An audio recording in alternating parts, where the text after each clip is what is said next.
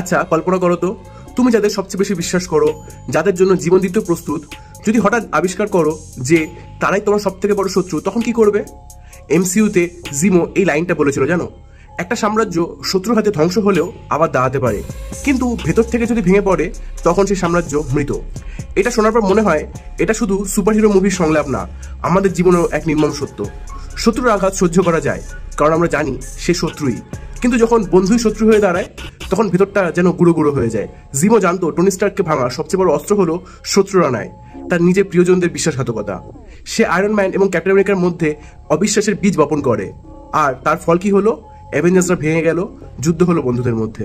ভেবে দেখো, বাইরের আক্রমণ থেকে বাঁচার জন্য আমরা সবসময় প্রাচীর তৈরি করি, কিন্তু ভেতর থেকে ভাঙনের জন্য কোনো প্রাচীরই যথেষ্ট নয়, কারণ শত্রুর হাত থেকে পাওয়া ক্ষত সারানো যেতে পারে, কিন্তু কাছের মানুষের বিশ্বাসঘাতকতা সেটা আজীবন একটা দাগ থেকে যায়। তাহলে প্রশ্ন হলো, তুমি কি মনে করো, আমাদের আসল ধ্বংস আসে বাইরের শত্রুদের হাত থেকে নাকি ভেতরের বিশ্বাসঘাতকতা থেকে?